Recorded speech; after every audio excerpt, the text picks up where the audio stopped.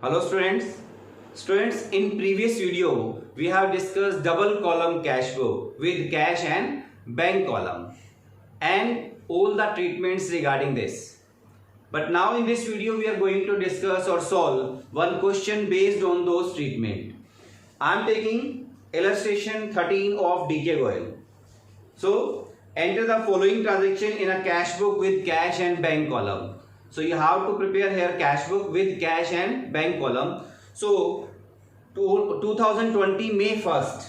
First of all, it is given 2020 May 1st.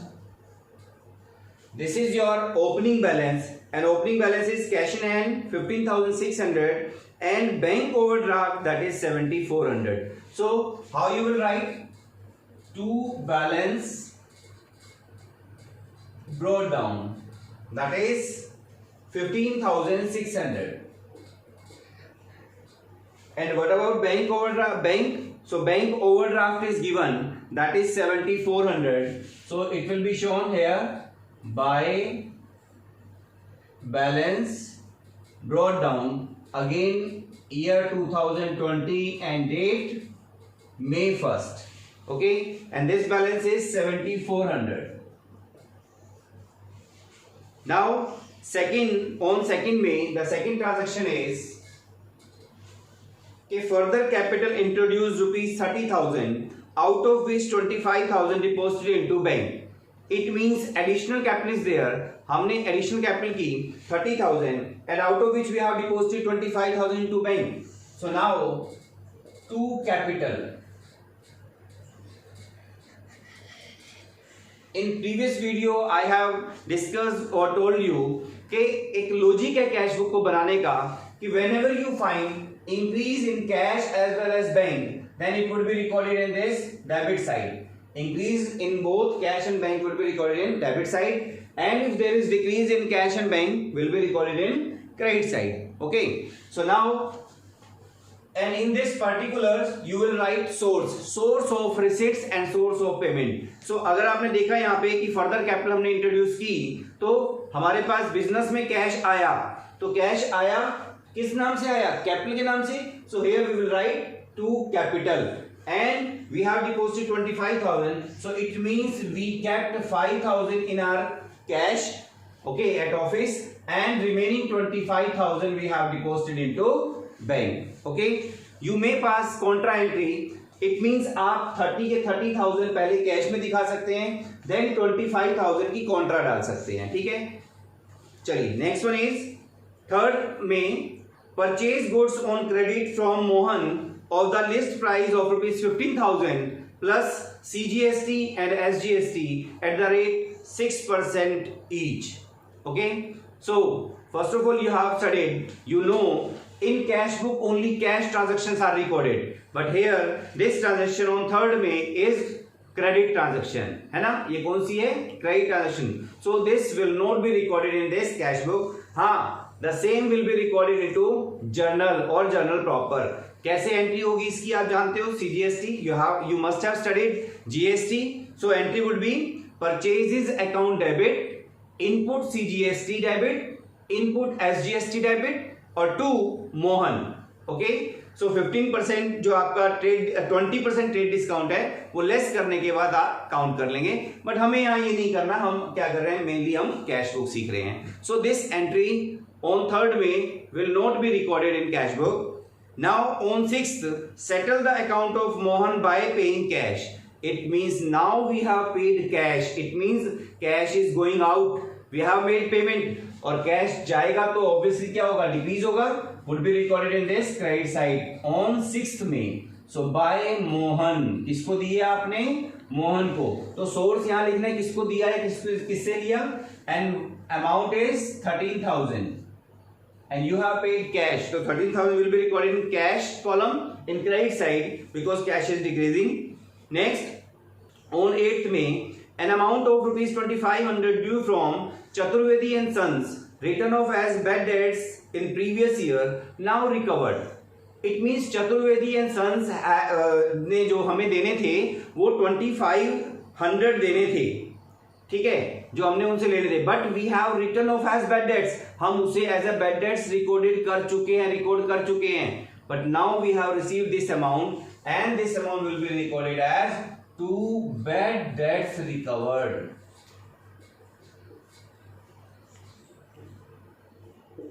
Okay, bad debts recovered and date is 8th, on 8th May bad debts recovered.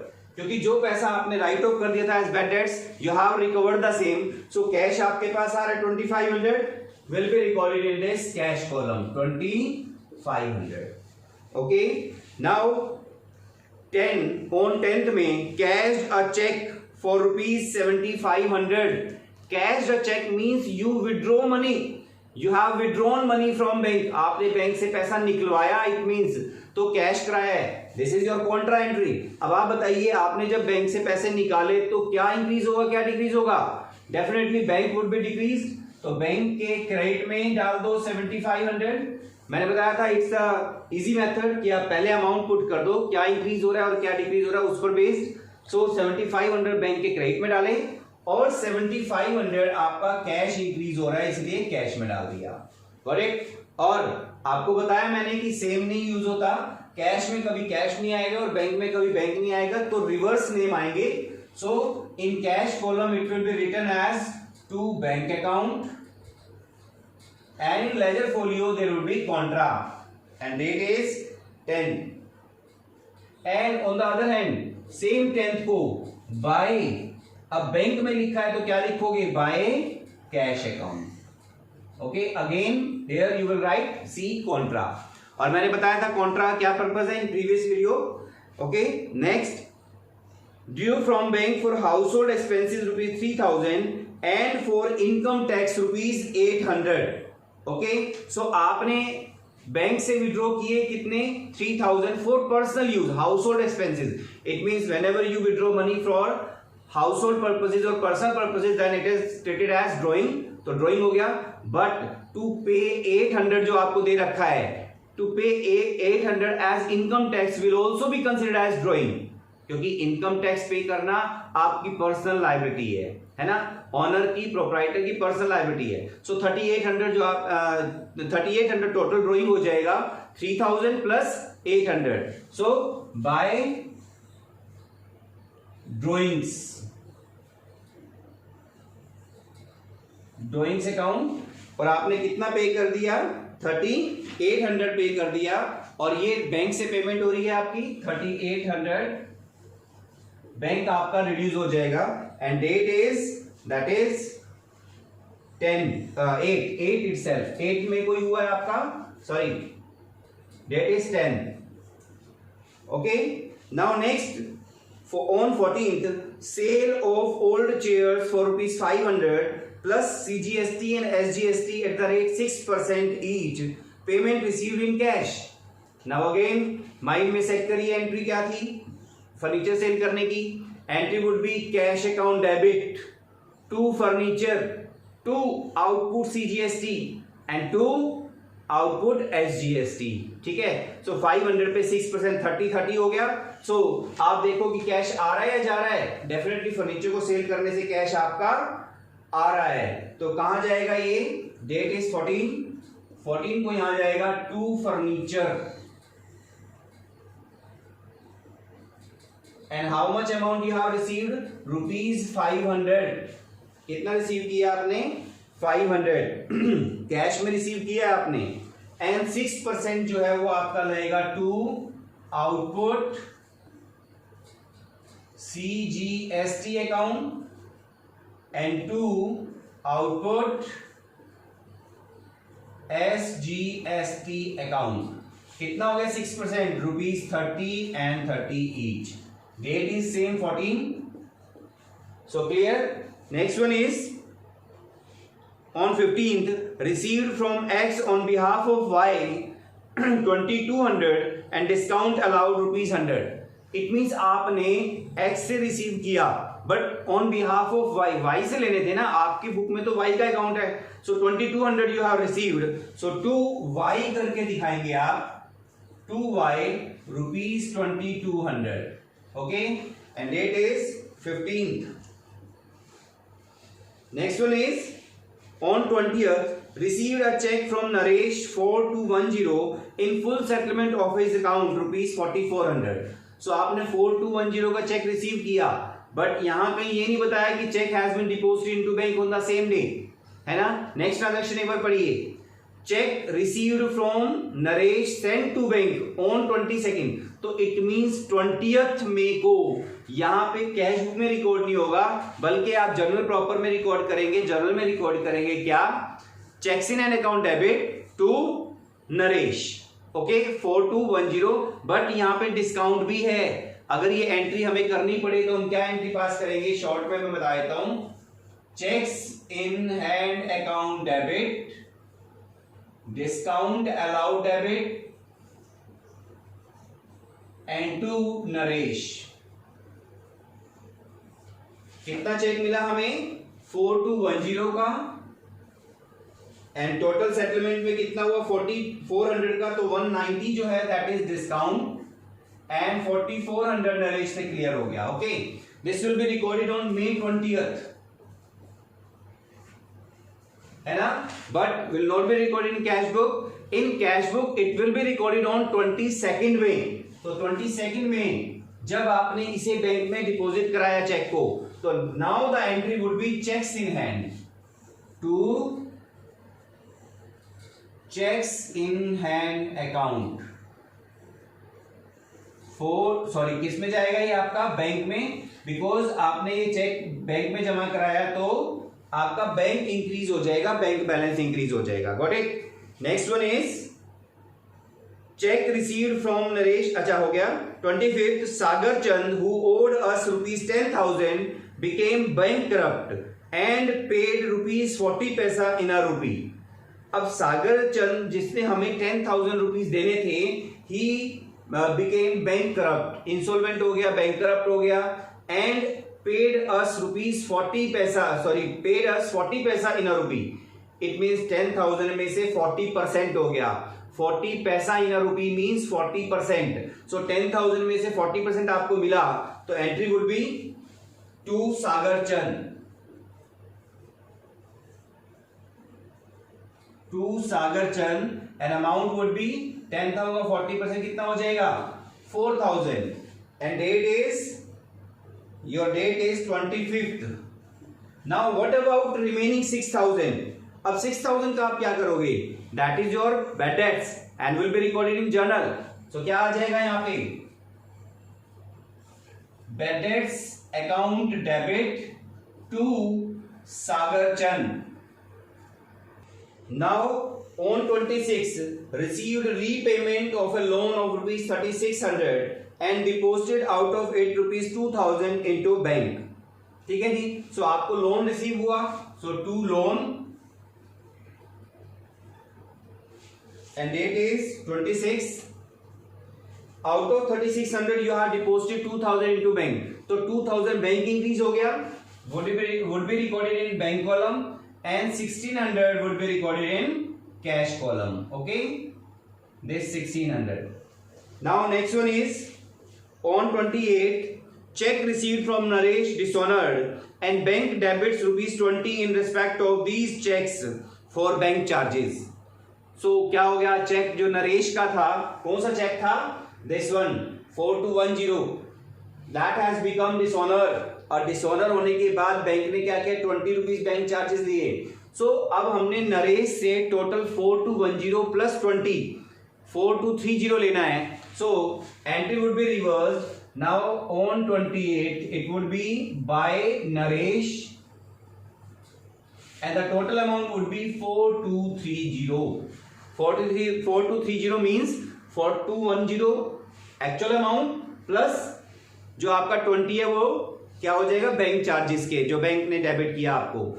And one thing more, मैंने आपको पहले ही बताया था, हालांकि मैं सारी journal नहीं करा रहा हूं बेटा यहाँ पे, है ना, हमें बेसिकली कैश बुक पूछा गया है, कैश बुक ही हमने बनाना है. इसने कहा भी है वैसे तो एंट्री पास करिए, बट हम सभी नहीं कर रहे हैं, मैं सिर्फ जो कुछ चीजें बता रहा हूं.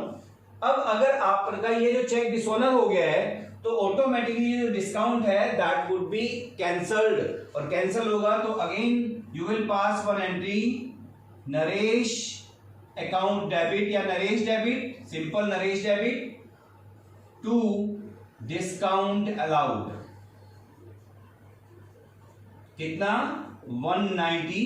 सो 190 का आप क्या करेंगे, डिस्काउंट कैंसिल कर देंगे। That is in journal proper और जर्नल है ना, कैश बुक में नहीं आएगा। नेक्स्ट 31st को interest debited by bank ₹650। Debited by bank means bank has debited your account, जो बैंक ने डेबिट किया वो आपका क्रेडिट होता है। सो यहां जाएगा ऑन 31st बाय इंटरेस्ट करके, it mean this is interest charge by the bank and that is 650. So bank आपके बैलेंस को रिड्यूस कर देगा, it would be recorded in this bank column 650. Okay, now the last transaction is most important, deposited with bank the entire balance after retaining 5000 at office. इस question को कराने का main ये भी रीजन था, एक पॉइंट है ये इंपॉर्टेंट है। सो इसने क्या कहा कि जो भी कैश का बैलेंस होगा after retaining 5000 out of that amount, remaining excess money would be deposited into bank. Got it? कैसे करेंगे इसको आप देखिए। फर्स्ट ऑफ ऑल आप टोटल करिए किसका, इस रिसीट साइड का। The total is this 38,960। Now the total is 38,960। Now total करिए इसका पेमेंट साइड का, दैट इज टोटल पेमेंट्स आप कह सकते हो, दैट इज 13,000। ओके 13,000। सो आप देखो नॉर्मली अगर मैं यहां पे लिखूं, एक स्टेप छोड़ रहा हूं मैं यहां पे, ध्यान से देखना। So by balance carried down, so by balance carried down अगर मैं नॉर्मली यहां पे देखूं, सो आउट ऑफ 38,960 आप 13,000 यहां से माइनस कर दो तो इट वुड बी 25,960। बैलेंस क्या होना चाहिए था, 25,960। अगर मैं सिंपल क्वेश्चन करूं तो बैलेंस मैं लिख सकता हूं यहां पे, यहां मैं बैलेंस क्या लिख सकता हूं, 25,960। क्लियर? बट यहां पे कह रहा है कि हमें बैलेंस रखना 31st मई को हमें अपने पास कितना, ओनली 5,000 रखना है। कितना रखना है, 5,000। तो आप देखिए 38,960 में से 13 गया, रिमेनिंग कितना बचा, 25,960, जिसमें से 25,000 भी हमने अपने पास रख लिया। So now the balance of 20,960 would be deposited into bank and that becomes your contra entry. अब कॉन्ट्रा एंट्री बैंक में डिपॉजिट कराओगे तो क्या होगा, 20,960 would be recorded in debit side of bank, किस नाम से, टू कैश करके, cash account, this one. Okay, और यहां पे क्या लिख दोगे आप, यहां लिखोगे कॉन्ट्रा, एंड यहीं पे ऐसे कैसे 31st को बाय बैंक करके यहां लिखोगे 20,960, again this is Contra on 31st में। नाउ समझे बेटा, ये बहुत अच्छे से आपको क्लियर करना है। टोटल करिए पहले रिसीट साइड का 38,960, टोटल पेमेंट माइनस कर दो, नाउ बैलेंस जो बचा दैट इज योर 25,960। कैसे आया ये, 38,960 minus 13,000, balance should be 25,960, balance should be 25,960, okay, but हमने 5,000 इसमें से अपने पास रख लेना है, so remaining 20,960 हमने बैंक में डिपॉजिट करा देना है बेटा, ठीक है। so अब आप बैंक का टोटल कर दीजिए, बैंक का बैलेंस निकालिए। now the total of this side is 52,170। Bank column का टोटल कितना आ रहा है, 52,170, एंड टोटल पेमेंट जो बन रही है दैट इज 23,580। ओके, सो 52,170 में से 23,580 माइनस करते हो तो it would be 28,590। total is 52,170. okay, so this is your balance, cash book, and now on 1st June these balance would be transferred here. so क्या आ जाएगा इधर, डेट जून 2020, कौन सा जून, 1st June, to balance brought down, it would be 5,000 cash balance and 28,590 is your bank balance. Okay, so this is your complete cash book and आपने अब बाकी question इसके base पर सॉल्व करने हैं. Got it? Thank you.